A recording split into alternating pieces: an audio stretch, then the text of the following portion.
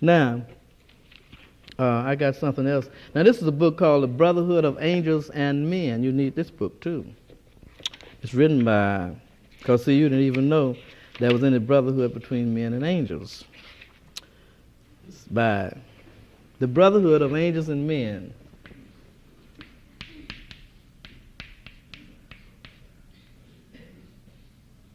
Jeffrey Hodgson. Published, of course, in London. You see, England has a lot of things. That's when England was ruling, the sun never set on the British Empire. They got all the books. And I went to London looking for some of the books. I couldn't buy any. They always said they didn't have any. But the point of it is that I suppose they send them out so they can make some money. So now you get that book, The Brotherhood of Ancient Men, and then we can talk together. Sometimes it's difficult to talk to you because if I tell you something, you don't know the different symbols and things. You might not catch it. Now this part here, the Jews and Egyptians, since both were same by color as a race, they had them all in slavery. And to efface them from the pages of history so that their crime would never be traced, they lumped them together and put an epithet upon them by calling them Negroes. Now this book ought to be in the hands of every black person in America. And not only that, it ought to be in the hands of every white person. Because it's the truth. It says that what is called Negroes are Jews and Egyptians. Now notice that the Jews were the ones supposed to have killed Christ. But they weren't white Jews. They wouldn't do nothing like that. Besides that, nature shows you that the black man has done something somewhere back there. You see, like he can come up and be telling the truth, get wasted. Now somewhere back there he's done this. Just to want somebody that come up talking something different. He had all this stuff together. He had his government. I mean, the black governments were the most powerful governments that ever been on this planet. And of course, they knew everything. They demonstrated everything. Here come one black man along talking something else. One tiny little man, very small. One man in the black race said something else. Then all the black people jumped on and said, no. Now there was a time I didn't believe that. I didn't believe anybody could be cruel to somebody who really didn't mean them any harm, and it could heal people, and it could do all manner of things, raise them from the dead. I said, no, folks wouldn't do that. So then I decided I'd go out and tell black folks the truth, things they didn't know. And they neglected me, and they neglected me, and they still doing it.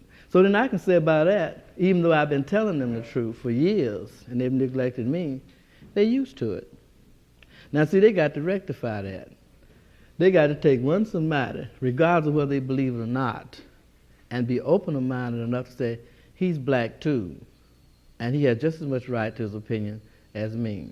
Now the day the black man do that, that's the day he's really going to be free of all these things that he's imposing upon himself. Because he's too powerful for anybody to do anything to him except himself. You see, a man that's very powerful can be self-destructive. And the more powerful he is, the more self-destructive he is, and the more destruction strikes him. Now you see, the black man is very powerful. He's not weak. Because he's so powerful, and all his strength is turned over inside, see? It's like a fire that strikes out and destroys him. Now if he was weak, it wouldn't make any difference. But he's been in slavery and everything. He's still strong. It isn't anything anybody can do about it because he's a product of nature. And all products of nature are strong. Now the black man is very strong, but he got to do one thing. He's got to recognize those in his race who might not be so strong. The stronger a man is, the more he should help a weaker brother. Because what else can he do with his strength? He got so much strength, he can't use it all for himself. Here's a weaker brother that doesn't have too much strength, but he might have intelligence. He might have all kinds of solutions to problems. So he should say, well, that's my brother too. He should help him. The white race is doing that. Now they go out and they see children that might not even have a chance in the world, like epileptics. They even go out and help some black children, put them in their hospitals. They always go out, get somebody crippled, get somebody blind, help them. Now black people, they don't even have anything where they can go out and do that. It's very serious. I'll tell you what happened in Chicago once. A black man was sitting down on the ground, and he had his crutches with him. He was laying down there with him too. A black woman came by, and there was a lot of people standing. She said, well, people, are we going to let one of our people sit down here on the sidewalk? Hear this man sitting down on the sidewalk. You passing by him like he doesn't even exist. We're black. We're not supposed to let a black man sit down here and be like this. This man needs help. This man needs our love. And the people stopped, and they came around and looked. And found this man stood without his crutches. Said, folks, take this woman away from me. Get her away from around me. Now, so then I was most amazed. I said, here, black folks have gotten so they can't even appreciate love. Now, when a dog can appreciate that, black folks have even got so they don't even appreciate a friend. I saw that with my own eyes. Now, many things have been said about the black race, about their good attributes, but I think that's a disgrace that this black man stood up and said that. And he needed help. And all this black woman was offering him was love and friendship, and he refused it. Now, if it had been an enemy come along, kicked him and run away from there, he'd have recognized that. But he couldn't recognize love and friendship. Now, so then it comes to a place that black people have been very well indoctrinated with love your enemy. So that's what he was doing. He would have loved the enemy, but he couldn't love a friend. Now, see, black people have got to change completely. You got to turn and lose everything you got and get to be your natural self. Now, the instant you become your natural self, you're going to be all right. Because there isn't anything better than your natural self. It really isn't anything more beautiful than a black person who's a natural. Now, he can be the baddest man or the baddest woman you ever see. But they come up and be natural, is nothing more beautiful.